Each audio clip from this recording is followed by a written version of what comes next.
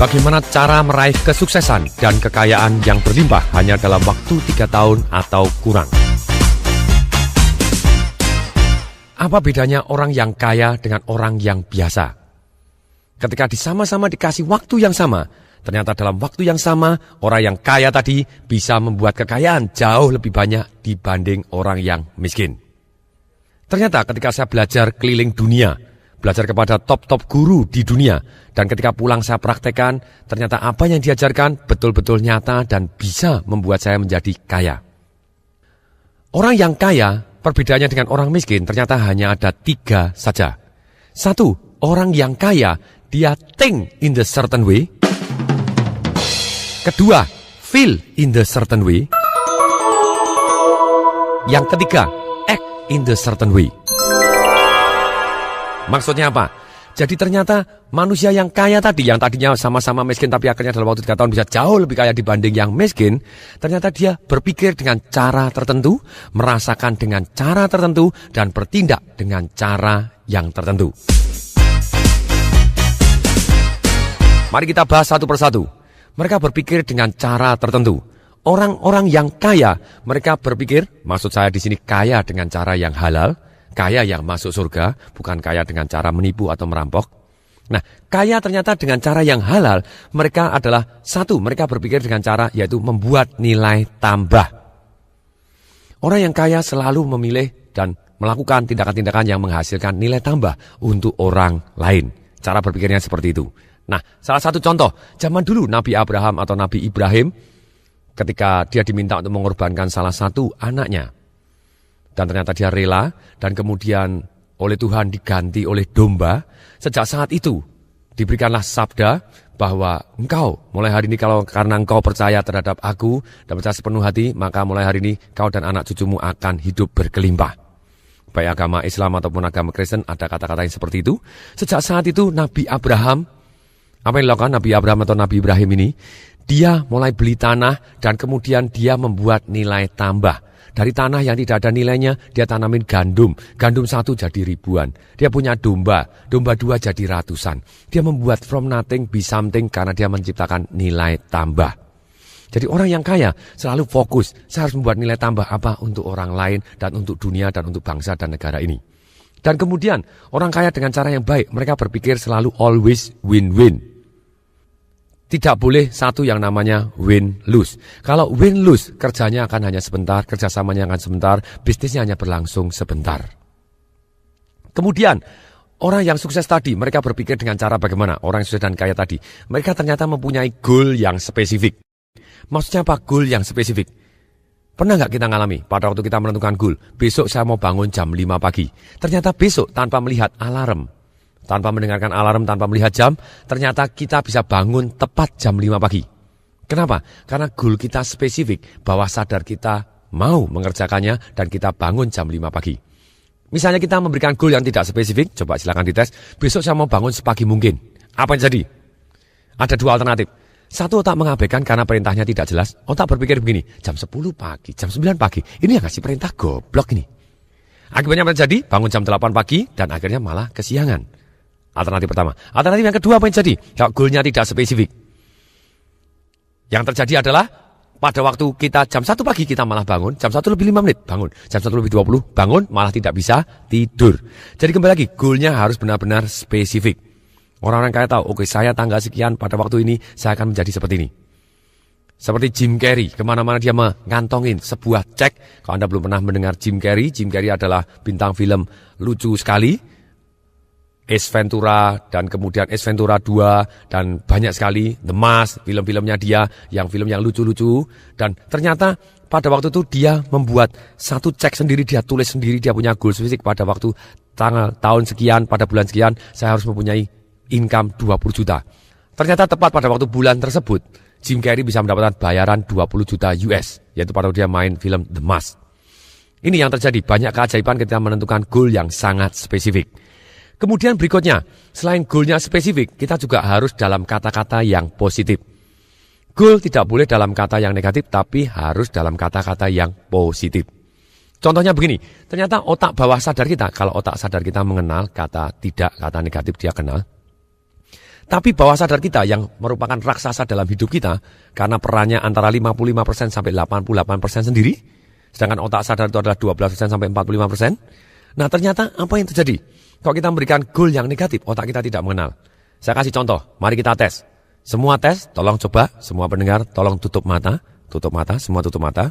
Praktek adalah guru yang terbaik, tolong tutup mata. Semua yang mendengar, Anda tidak boleh membayangkan. Dilarang total membayangkan, jangan sekali-kali membayangkan. Semua betul-betul tidak dikenankan, tidak diizinkan, tidak boleh membayangkan seekor gajah.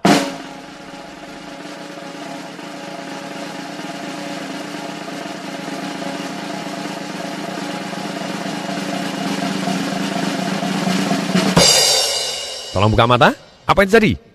Aha, gajahnya malah keluar. Kenapa? Karena bawah sadar kita tidak mengenal kata tidak. Jadi goal harus dalam kata-kata positif. Anda tidak boleh ngomong, saya tidak mau miskin. Anda jadi miskin. Saya tidak mau gagal. Anda jadi gagal. Lebih baik kita bawah sadarnya kita genjot. Bahwa goal kita dalam kata-kata yang positif. Dan kemudian setelah kita ceritanya membuat nilai tambah. Dan kita selalu bersikap win-win. Dan kemudian kita selalu mempunyai goal yang spesifik. Dan dalam kata-kata positif, kita harus bisa merasakan dengan cara yang tertentu. Merasakan ini ada 3 hal. Satu, kita harus merasa berani. Kemudian yang kedua, kita harus komitmen. Yang ketiga, kita harus mengimani. Mengimani adalah level perasaan yang paling dalam. Bagaimana kita bisa berani? Banyak sekali orang sudah tahu tapi tidak melakukan. Sampai dikatakan oleh Bruce Lee, knowing is nothing. Applying what you know is everything. Apa yang salah dari orang yang tahu tapi tidak melakukan? Karena mereka tidak punya alasan yang sangat kuat atau mereka tidak tahu caranya merubah dari rasa takut menjadi berani. Nah, ini bagaimana kita bisa berani, bisa komitmen dan mengimani. Cara berani ada 2 hal yang sangat sederhana, yaitu adalah dengan merubah fokus. Kemudian yang kedua adalah dengan merubah gerak. Maksudnya apa merubah fokus? Merubah fokus ini begini. Kalau kita pernah menonton film Jurassic Park, binatang apa yang paling menakutkan di sana? Betul, T-Rex. Bagaimana seorang Steven Spielberg menakut-nakutin kita? Yaitu dengan merubah fokus kita. Dia keluarkan T-Rex-nya, langsung mendekat dengan suara lebih keras. Wah! Mendadak kita jadi takut. Dan kemudian, coba bayangkan kalau kita ceritanya kepingin berani, kita hal-hal yang menakutkan, kita buat jadi kecil. Sekarang saya mau tanya, kalau kita menonton film horor, mana yang lebih menakutkan? Kita nonton di bioskop, seorang diri, tengah malam jam 12 malam. Kemudian ruangannya gelap, bioskopnya suaranya THX, sendirian, baunya kemenyan.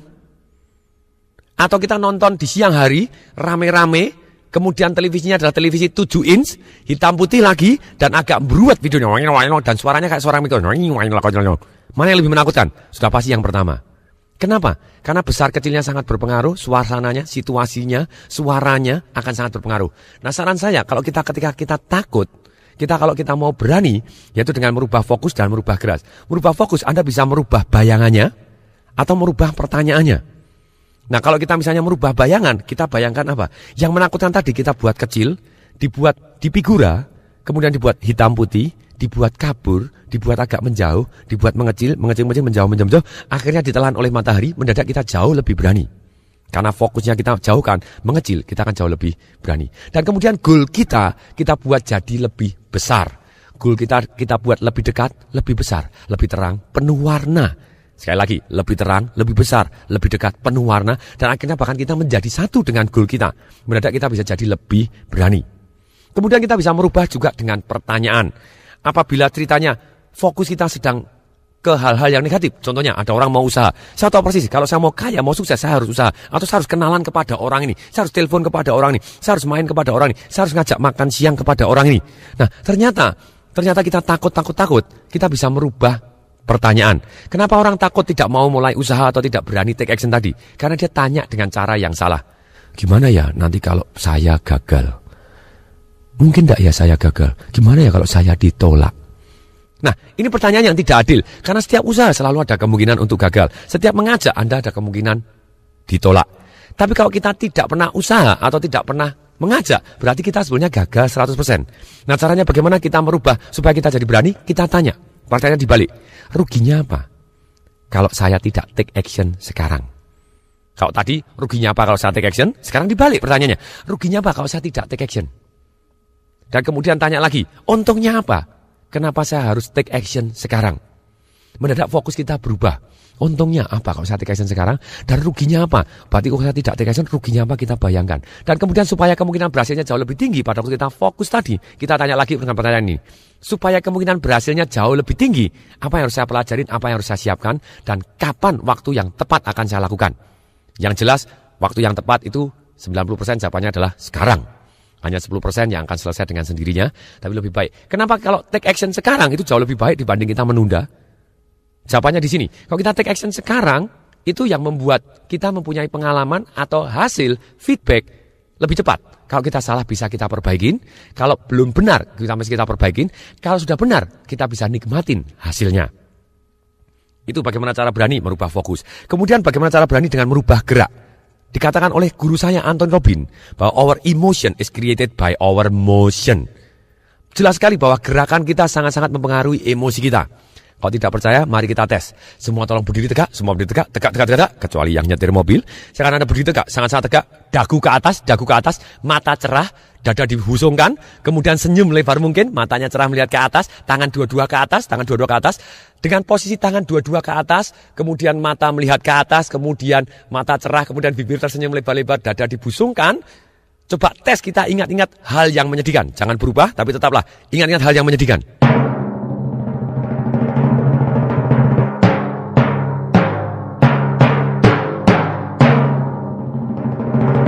Bisa?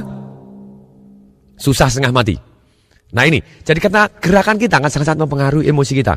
Kalau kita ceritanya takut, sudah pasti gerakan kita apa yang terjadi? Dagu kita ke bawah, mata kita ke bawah, bahunya nutup, napasnya pendek-pendek atau bahkan lupa bernapas. Nah kalau kita kepengen berani, saran saya, Anda lunjak-lunjak terlebih dahulu, guncang bumi istilah saya, Anda lunjak-lunjak, go, kemudian busungkan dada, kepala cerah, agak tengadah, bibir senyum, tarik napas panjang-panjang, dan kemudian hembusan yes, hembusan yes. Ketika Anda guncang bumi 150 kali, berapa? 150 kali, dijamin setiap gerakan ini akan ada reaksi kimianya di dalam diri kita. Dan reaksi kimia ini membuat badan kita jadi hangat, jadi lebih percaya diri, dan kita jadi berani. Nah kombinasinya bagaimana? Kalau Anda lagi takut, Anda bisa merusak pola takut Anda dengan merusak gerakan. Anda masukkan tangan Anda, telunjuk Anda gitu ya. Anda putar-putar dulu telunjuknya, weng, putar-putar, kemudian telunjuknya kanan ini masukkan ke hidung kanan, tarik ke atas, katakan takut nih. Mendadak otak kita rusak polanya, mendadak kita jadi ketawa. Kemudian Anda guncang bumi, go. Entah 10 kali, entah 50 kali, atau 150 kali kalau Anda lagi takut sekali gitu ya. Dan kemudian Anda tarik nafas, yes, Anda tepuk dada dan genggam. Yes, tepuk dada dan genggam. Dan Anda bayangkan ketika kita waktu dulu ataupun masa depan atau yang sudah berlalu, silahkan, yang sangat percaya diri, sangat full percaya diri. Entah waktu kita wisuda, entah waktu kita ngelamar diterima, atau waktu pekerjaan diterima, waktu gajian pertama, atau waktu mendengarkan pujian dari orang-orang yang kita hormatin. Apapun yang membuat kita percaya diri, kita buat bayangannya lebih besar, lebih dekat, lebih terang. Jadi satu dengan diri kita, mendadak kita go, kita langsung berani. Kemudian berikutnya, setelah kita berani, ternyata berani tidak cukup. Banyak sekali orang berani, tapi hanya sekedar sebentar saja, atau istilah saya hangat-hangat tai ayam. Bapak Ibu tahu bahasa Inggrisnya hangat-hangat tai ayam? Hot chicken shit. Nah kemudian level kedua dalam feel itu adalah komitmen. Maksudnya apa komitmen? Komitmen itu adalah suka duka dijalanin. Kenapa orang level komitmen itu lebih tinggi daripada berani? Berani biasanya, oh ya saya kalau enak aja mungkin dijalanin. Tapi begitu mulai tidak nikmat, dia tidak mau menjalanin. Orang yang komitmen, dia suka duka dijalanin. Bagaimana kita bisa komitmen? Kalau kita tahu bahwa itu harus, kemudian kita lakukan, dan kita terus dan kita lakukan, baik suka maupun duka kita lakukan sampai membawa hasil. Caranya bagaimana? Yaitu dengan alasan yang sangat kuat. Orang yang punya komitmen yang sangat kuat, biasanya punya alasan yang sangat kuat. Alasan datangnya dari mana? Alasan datangnya adalah dari nikmat dan sengsara. Nah, kalau kita tahu persis nikmatnya, kita bisa membayangkan dan kita bisa menulis kenikmatannya. Apa yang terjadi kalau kita bisa mencapai impian kita? Apa yang jadi kalau kita take action menuju ke arah impian kita tadi? Apa yang jadi kalau kita sesuai dengan rencana kita terus maju terus mencapai ke impian kita dengan penuh persisten, suka duka dijalanin? Mana nikmatnya seperti apa? Dan take action ini nikmatnya apa? Kita akan lebih termotivasi. Tapi manusia, otak manusia 20% mencari kenikmatan, 80% menghindari kesengsaraan. Untuk itu, kesengsaraan adalah salah satu sumber motivasi yang sangat-sangat kuat. Kalau kita tidak mempunyai pengalaman yang menyengsarakan, kalau kita bisa membayangkan kesengsaraan yang hanya membayangkan aja, sampai kita bisa mendengarkan, bisa merasakan, gunakan panca indera, penderitaan yang begitu emosional dan detail. Kalau kita tidak take action menuju ke arah impian kita, atau kalau kita tidak mencapai apa yang kita impikan tadi, sengsaranya begitu sengsara sekali, otak kita akan bergerak, langsung cari yang kita mau. Dan kemudian kita akan take action. Dan kita akan punya komitmen. Kemudian level berikutnya, feel yang berikutnya, atau merasakan yang berikutnya adalah imanin. Kalau kita bisa membayangkan itu sudah, dan kita bisa doa dengan penuh syukur. Terima kasih Tuhan, bahwa apa yang kita inginkan tadi kita bayangkan dengan detail, kita rasakan, kita dengarkan bahwa sudah. Iman itu adalah kita tidak melihat tapi kita percaya, itu kita iman. Dan kalau semua agama mengajarkan satu yang namanya iman. Kalau kita doa dan bersyukur apa yang kita bayangkan sudah. Apa yang jadi kita merasa feeling so good, feeling relaxed dan feeling so guided. Kita merasa nikmat, kita merasa dibimbing dan merasa sangat-sangat diberkatin. Feeling so blessed. Nah, pada waktu kalau kita punya iman, kita percaya terhadap Tuhan yang kita inginkan tadi, Tuhan yang Maha Kuasa, Tuhan kita masing-masing. Dan kalau kita percaya kepada Tuhan, Tuhan tadi adalah sumber segala kelimpahan. Nah, kalau kita dekat dengan sumber segala kelimpahan tadi, nah sudah pasti kita akan juga kelimpahan. Itu level terakhir yang namanya imanin, level terakhir dari bagaimana kita merasakan, how to feel. Kemudian, yang ketiga adalah act in the certain way, atau bertindak dengan cara tertentu. Orang-orang yang kaya, orang-orang yang sukses, dia tindakannya apa? Satu, dia menulis goalnya. Ternyata menurut survei di Yale University di tahun 1954, ternyata ada dari semua lulusannya hanya ada 3% yang menulis goalnya. Setelah lulus akan punya apa? Akan menjadi apa? Akan pergi kemana? Akan melakukan apa? Berteman dengan siapa? Dan kemudian 97% tidak mempunyai goal yang tertulis. Penelitian dilanjutkan lagi sampai 20 tahun kemudian, yaitu di tahun 1974. Ternyata 97% orang yang tidak menulis goalnya di jumlah total kekayaannya dibandingkan dengan 3%. Orang yang menulis goalnya di total kekayaannya, yang 3% total kekayaannya jauh lebih besar dibanding 97% yang tidak menulis goalnya di total semua. Mulai hari ini kita harus menulis goal kita. Tulis dengan spesifik. Sebutkan, saya, nama saya ini, gitu ya, dengan ini, kasih emosi, dengan senang hati, dengan gembira. Sudah, bagian dari iman, mencapai ini. Apapun yang Anda inginkan, mempunyai mobil ini, punya rumah ini, punya income seperti ini, tulis seperti itu, sudah, dan kemudian pada tanggal sekian. Jadi unsurnya 3, sekali lagi saya ulangi gitu ya. Harus spesifik, goalnya positif, dan kita menulis tadi goalnya. Jadi kita tulis namanya, sebut, saya, dengan ini nama saya ini, dengan gembira, kasih emosinya, dengan senang hati, sudah mencapai ini pada tanggal sekian. Dan kemudian goal ini Anda baca terus, hasilnya akan luar biasa. Kemudian tindakan apa yang akan membuat Anda perbedaan dengan orang lain? Tulis alasan, sekarang lebih baik kita praktek. Selesai mendengarkan CD ini, tulis alasan. Ini sangat penting dalam proses bagaimana kita bisa menjadi sukses luar biasa. Kita harus menulis alasan, karena otak kita hanya cari nikmat, menghindari sengsara. Jadi pada waktu kita menulis, kita sudah ada goalnya, ada tindakan yang luar biasa, sudah menjadi dari impian menjadi kenyataan. Kita sudah mulai tulis. Kemudian juga tulis alasan. Tulis 30 alasan. Apa ruginya? Apa sengsaranya? Apabila kita tidak bisa mencapai atau tidak take action mengarah ke arah cita-cita kita. Alasan ini harus cari yang emosional dan detail, yang kesengsaraannya atau kerugiannya tidak tertahankan dan impactnya sangat terasa dan sangat-sangat menyakitkan. Kemudian setelah itu tulis juga 30 alasan, untungnya apa, nikmatnya apa. Bila kita mencapai atau kita bila take action menuju ke arah impian kita, cari yang emosional dan buat detail, yang nikmatnya sangat-sangat nikmat, sangat dahsyat nikmatnya, tidak tertahankan, dan betul-betul segera kita bisa bayangkan dan kita bisa rasakan. Dengan demikian ketika kita tulis alasan-alasan ini, otak kita hanya bekerja menuju goal yang kita punya alasan kenapa kita harus mencapai goalnya tadi. Jadi kalau kita kepingin kaya itu apa? Uangnya berapa? Dan kalau hanya uang, otak kita tidak mengenal karena uang itu hanya ide atau konsep saja, atau istilahnya abstrak. Uang untuk apa? Kalau kita tidak tahu uang untuk apa, kita tidak punya alasan untuk mempunyai uang banyak, kita susah sekali mendapatkan uang yang banyak.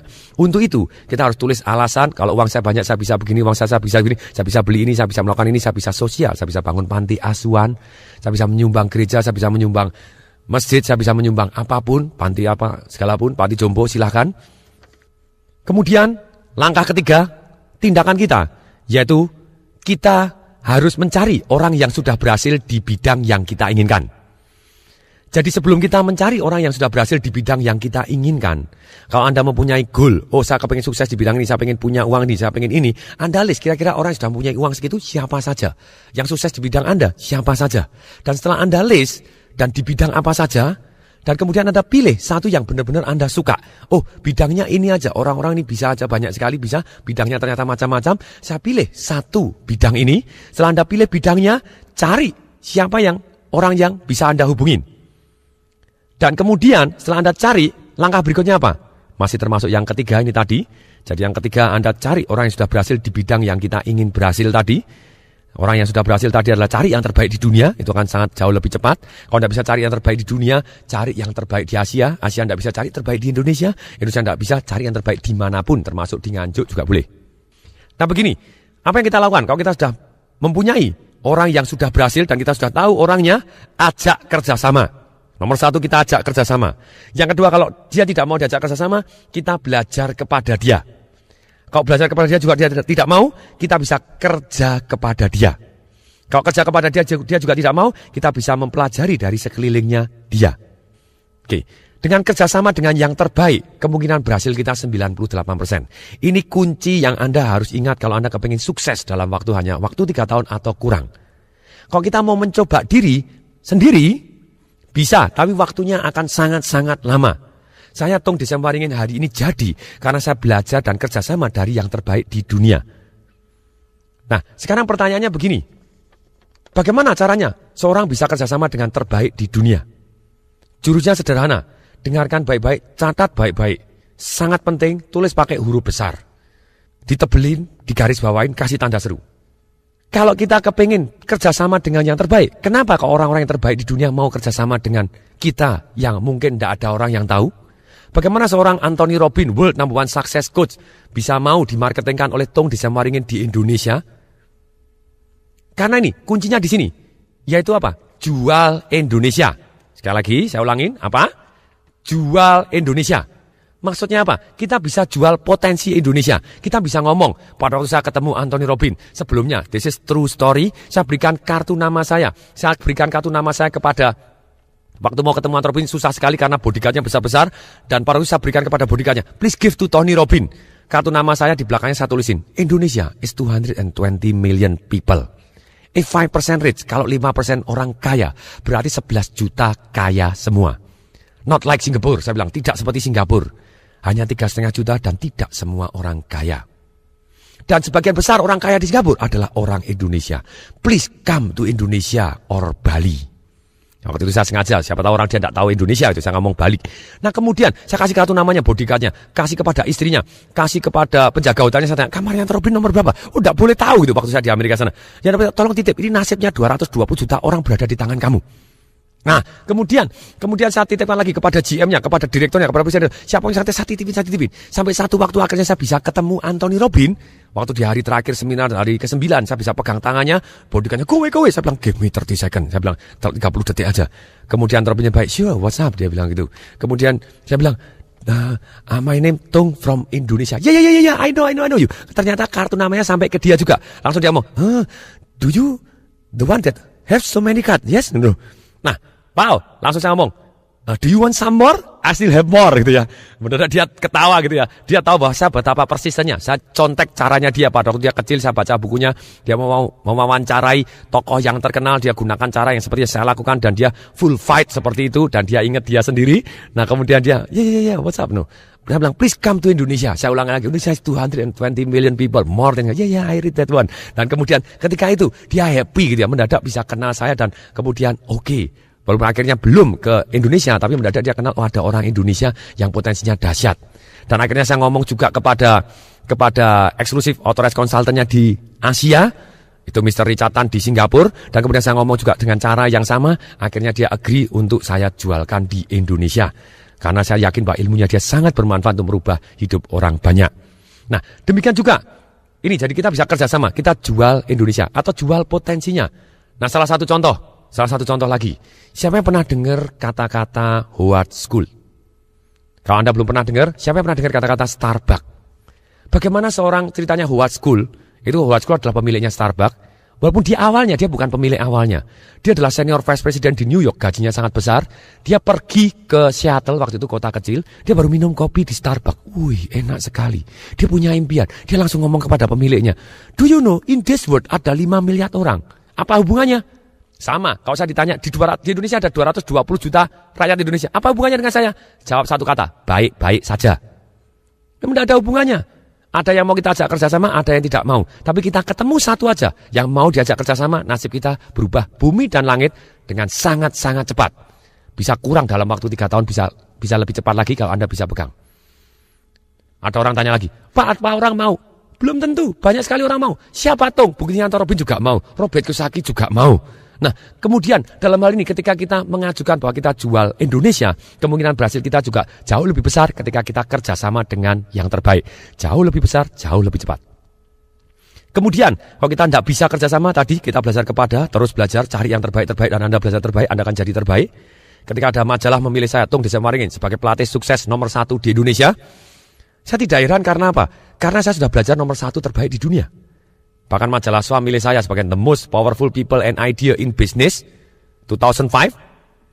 Ya wajar aja karena saya belajar dari guru-guru saya yang terbaik. Sebenarnya saya bisa mendapatkan testimoni yang luar biasa dahsyat. Orang yang saya coach bisnisnya meledak antara 100% sampai 2000%. Itu yang saya bahas di Marketing Revolution saya. Nah sama, kenapa? Karena saya sudah belajar dari yang terbaik.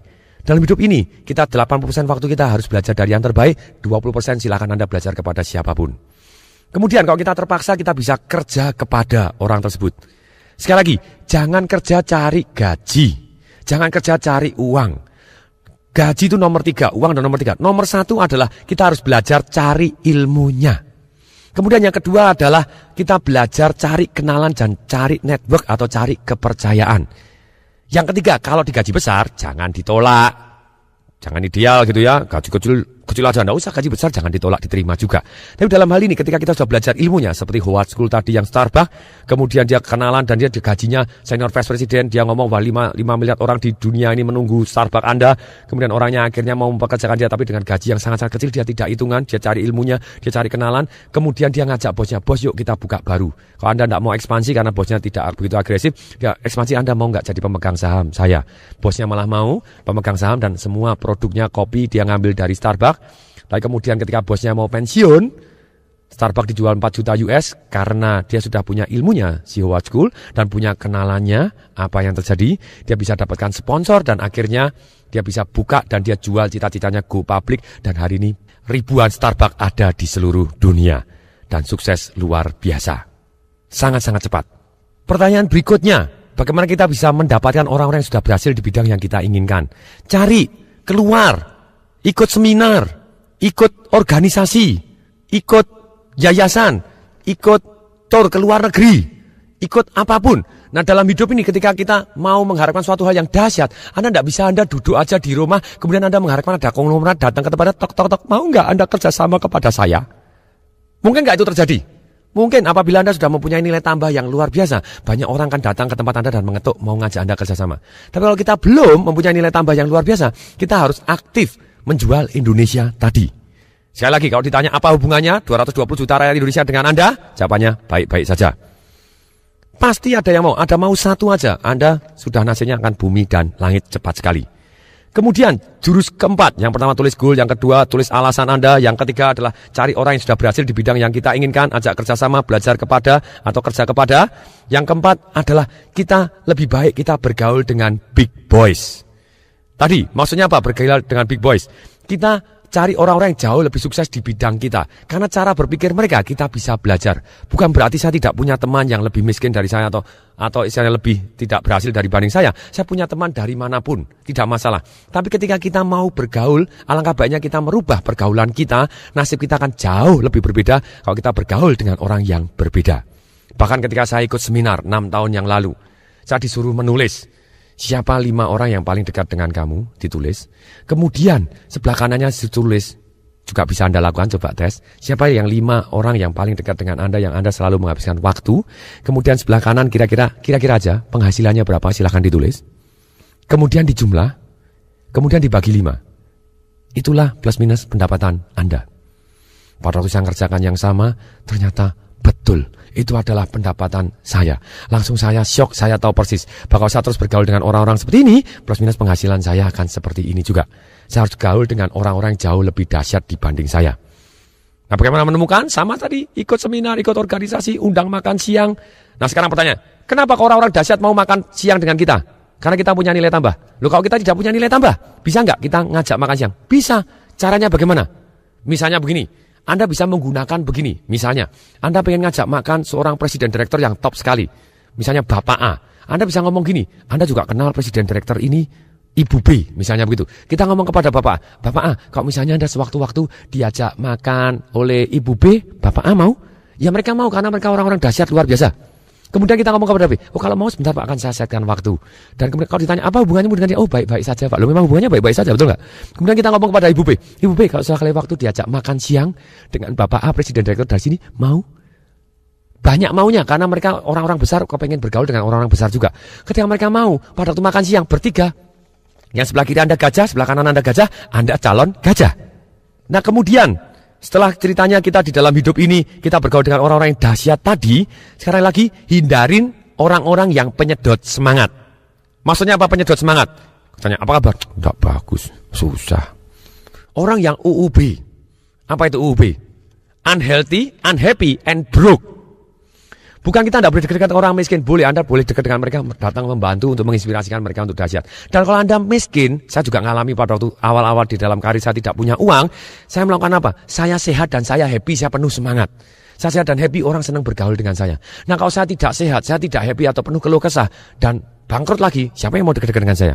Dan makanya kalau kita belum punya uang, alangkah baiknya kita tetap semangat dan kita happy ceria, akibatnya orang bisa mengukur energi kita dan senang bergaul dengan kita.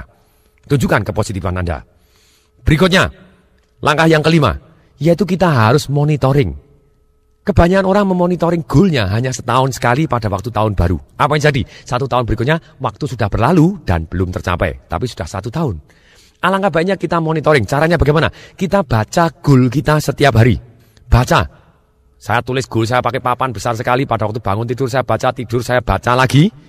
Dan kemudian, setelah baca goalnya, juga imajinasikan. Imajinasikan bahwa Anda sudah dan terima kasih Tuhan, sudah. Imajinasikan, bayangkan, rasakan. Lebih besar, lebih terang, lebih dekat. Dan rasakan, dengarkan suara-suara yang ketika Anda sukses luar biasa yang Anda impikan tadi. Dan kemudian Anda monitoring. Dari tindakan begini, hasil yang diharapkan adalah apa? Nah ternyata hasilnya sudah mengarah ke arah impian kita atau belum. Kalau belum, kita harus rubah. Kalau sudah, nah kita akan perkuat tindakan yang betul-betul sudah menghasilkan yang kita inginkan. Kemudian, yang keenam, kita harus fleksibel. Maksudnya apa fleksibel? Fleksibel caranya, tapi persisten usahanya. Ketika Anda sudah melakukan monitoring, saya melakukan begini, kalau ternyata belum dapat kenalan orang-orang dahsyat. Saya jalan-jalan begini kok belum ada orang yang hebat mau kerjasama dengan saya. Kita tanya, caranya supaya saya rubah, supaya dia mau, apa yang harus saya perbaiki? Saya ngomongnya, nadanya, gerakan saya, atau pandangan wajah saya, atau susunan kata-kata saya, mana yang harus saya rubah? Sehingga orang tadi mau makan siang dengan saya, atau orang tadi mau kerjasama dengan saya. Atau cara ngomong saya apa? Silakan, harus dirubah. Fleksibel caranya, tapi persisten terhadap usahanya. Banyak orang ngomong, saya sudah 3 kali berusaha jualan, tapi ternyata tidak laku, saya tidak berbakat. Coba bayangkan, siapa yang pernah jadi anak-anak? Pertanyaan yang goblok, semua orang jadi anak-anak, pernah. Nah kalau anak-anak belajar jalan, kalau dia jatuh, kemudian kita akan ngomong bangun lagi. Jatuh, kita akan ngomong bangun lagi. Kapan kita ngomong berhenti, bangun lagi? Pertanyaan yang sama-sama gobloknya. Yaitu jawabannya apa sih? Ya kalau sudah bisa jalan. Resep ajaib. Persisten juga sama. Ketika kita usaha, kalau kita belum berhasil, kita langsung coba lagi, lakukan lagi. TKS lagi, supaya lebih berhasil bagaimana? Harus melakukan apa lagi? Saya harus belajar kepada siapa dulu? Mendatangkan pertanyaan-pertanyaan ini, supaya lebih mudah, siapa yang bisa membantu saya? Nah, kemudian apa yang mau saya korbankan? Apa yang mau saya impikan ini? Kebiasaan apa yang harus saya buang? Mendadak kita jadi lebih semangat karena kita pakai pertanyaan-pertanyaan, kebiasaan apa harus saya punyai? Keterampilan apa harus saya pelajarin? Kemudian Anda jadi jauh lebih semangat, lebih powerful dengan bimbingan-bimbingan pertanyaan yang menuju ke arah yang Anda impikan. Coba bayangkan kalau seorang bayi baru jatuh sekali, jatuh 2 kali, jatuh ketiga kali, terus dia ngomong bayinya, aku enggak bakat jalan. Bisa jalan? Susah setengah mati. Demikian juga kita harus persisten di dalam usahanya, fleksibel caranya. Langkah ketujuh adalah kita harus doa dan membayangkan bahwa yang kita impikan sudah terjadi dan kita ucapkan terima kasih. Saya tiap hari doa, terima kasih Tuhan atas kebijaksanaan, kesehatan, kekayaan, keharmonisan, serta keceriaan yang telah Bapa berikan. Dan hamba-Mu ini, saya biasanya menyebut begitu, berjanji akan membuat berlimpah, sedemikian sehingga bisa berarti untuk orang yang banyak. Itu jadi kita doa dan kita terima kasih, kita mendapat feeling good tadi, feeling blessed, bila merasa diberkati, dan feeling guided, kita merasa dibimbing. Kemudian yang saya lakukan, yang selama dalam 3 tahun, bagaimana saya bisa merubah hidup saya dengan bumi dan langit, yaitu saya terus belajar. Jadi langkah ke-8, kembali lagi, saya terus belajar. Walaupun tadi cari orang yang sudah berhasil, kita bisa kerja kepada, belajar kepada. Tapi yang ini sengaja saya buat ke-8, karena banyak orang sudah berhasil, dia tidak mau belajar lagi. Saya punya komitmen bahwa apa yang saya bayarkan untuk leher ke bawah, dengan leher ke atas harus lebih besar, harus lebih besar leher ke atas. Maksudnya apa? Kalau saya makan, saya minum, saya beli baju untuk di bawah saya, 1 tahun habis 20 juta, berarti untuk leher ke atas, untuk ikut seminar, untuk apa? Harus lebih besar dari 20 juta. Karena saya tahu, mana yang lebih menghasilkan? Leher ke atas atau leher ke bawah? Lah masih ada yang ngeyel lagi, leher ke bawah Pak, atau lebih ngeyel pinggang ke bawah, saya tidak ikut-ikut. Sudah pasti sebetulnya leher ke atas kita yang akan lebih menghasilkan. Di dalam dunia informasi ini, bahwa kita, pikiran kita lah yang sangat-sangat luar biasa dahsyat, yang mengelola informasi dan bisa membuat jadi uang itu sendiri. Jadi langkah ke-8 kita harus terus belajar. Belajar ini ada 4 macam. 1, kita belajar dari pengalaman kita. Itu yang paling berkesan. Tapi kalau kita ngalami sendiri, seringkali kita benjut dan tidak nikmat. Nah kemudian yang kedua, belajar dari merenung. Ini yang paling bermanfaat. Kalau kita merenung, menyimpulkan proses tanya jawab. Dari begini apa yang harus saya lakukan? Ini supaya lebih baik, apa yang harus saya lakukan? Anda terus tanya. Proses berpikir adalah proses tanya jawab terhadap diri sendiri. Anda tanya, supaya lebih sukses? Supaya lebih siap? Waktunya sekarang? Supaya lebih siap? Apa yang jadi? Nah kemudian Anda selalu tanya, supaya kemungkinan berhasil lebih tinggi, apa yang harus saya lakukan? Dan kemudian itu kita akan jauh lebih dahsyat kalau kita belajar dengan menyimpulkan dan merenung tadi. Kemudian yang ketiga dan keempat ini adalah kita belajar dari orang lain atau dari orang atau situasi atau alam yang di luar diri kita. Yaitu kita bisa belajar secara langsung. Anda bisa belajar dengan punya mentor, punya pembimbing. Ini adalah cara belajar yang paling cepat. Karena orang yang berhasil akan menunjukkan kepada Anda caranya dengan lebih cepat dan lebih mudah.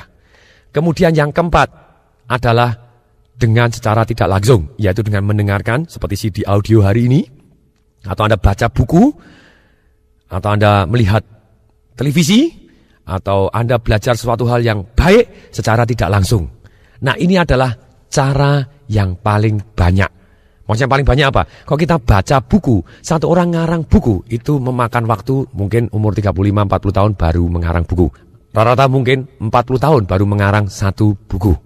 Nah kalau kita belajar misalnya sudah 10 buku, berarti kita sudah belajar 400 tahun pengalaman orang lain. Lebih baik kita terus belajar. Kemudian berikutnya, langkah yang ke-9. Ada satu yang saya lakukan juga, yaitu melakukan meditasi. Meditasi dengan CD audio setiap malam. Dan setelah itu rutin selama 1 bulan. Setelah selesai, saya ulangin berapa hari sekali.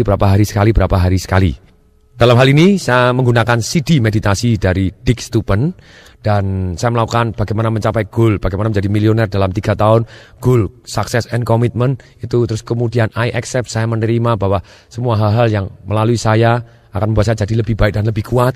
Kalau hal-hal yang ceritanya jelek, hanya melewatin saya tanpa membuat saya jadi negatif, tapi membuat saya jadi lebih kuat, jadi lebih baik. Kalau hal positif membuat saya juga saya terima, hal yang positif, apapun yang terjadi, saya terima. Nah itu yang luar biasa meditasi dan saya tidur. Meditasi saya tidur, hasilnya luar biasa dan membuat saya bertindak menuju ke arah yang saya impikan. Kemudian kembali dalam hal belajar, kita harus belajar apa saja. Kalau kita kepengen sukses dan kaya dengan sangat-sangat cepat, 3 hal yang kita harus pelajarin, yaitu adalah manajemen, yang ini malah manajemen apa? Satu adalah manajemen dari sisi waktu, itu nomor 1 yang paling penting dalam hidup kita. Manajemen waktu, manajemen prioritas, mana yang harus kita prioritaskan, mana yang harus di nomor 2kan. Tapi kita harus tahu persis apa yang utama dalam hidup kita untuk mencapai apa yang kita impikan. Kemudian setelah manajemen waktu, yang kedua adalah manajemen orang. Kalau kita bisa manage orang dan bisa memimpin orang, apa yang jadi kita akan sangat-sangat mudah mendapatkan uang. Dan yang ketiga, setelah kita mendapatkan uang, yang ketiga adalah keterampilan manajemen apa yang harus kita pelajarin, yaitu keterampilan manajemen uang. Bagaimana kita mengelola uang sehingga uang tadi bekerja untuk kita. Dan sehingga kita jauh lebih kuat dan lebih aman. Kemudian, keterampilan apa? Kalau tadi sistem manajemennya, sekarang keterampilan apa yang sangat penting untuk menjadi kaya? Yaitu adalah keterampilan marketing atau menjual. Orang-orang yang paling kaya di dunia, dia adalah jago menjual. Jadi alangkah baiknya kita di dalam awal-awal karir kita mulai belajar menjual. Orang yang paling kaya di dunia sebetulnya dia 2 hal saja. Yaitu kalau bukan orang yang jago menjual, yang kedua dia adalah jago saham. Yang paling kaya di dunia, yang super sangat-sangat kaya di dunia, dia jago dua-duanya. Dia jago saham dan dia jago jualan, termasuk jualan sahamnya dia sendiri. Mulai dari Bill Gates, Warren Buffett, segala macam, semua orang nomor kaya, nomor 1, nomor 2, nomor 3, nomor 4, dia tentang saham, dia jago dan dia jual sahamnya dan luar biasa hasilnya. Nah, kembali lagi, kalau kita mau fokus bagaimana kita menjadi kaya, kalau kita mau jadi marketing yang baik, alangkah baiknya Anda cari CD audio saya Sales Magic atau VCD Marketing Revolution, ikutin seminar Sales Magic atau ikutin seminar Marketing Revolution. Sedangkan kalau kita misalnya mau belajar mengelola keuangan, ikut seminar saya Financial Revolution atau cari bukunya Financial Revolution yang sudah ada edisi hardcovernya, berhadiah 2 CD audio, 1 CD audio Financial Revolution dan 1 CD audio Sales Magic. Demikian juga saya mempunyai seminar-seminar yang lain. Bagi para pendengar yang tertarik, silakan terus constant and never ending improvement. Atau istilahnya terus dan terus harus meningkat. Jadi constant and never ending improvement. Bagaimana caranya meningkat? Kita terus belajar dan take action. Sekali lagi, knowing is nothing, applying what you know is everything. Semoga bermanfaat. Saya Tung Desembaringin mengucapkan salam dahsyat.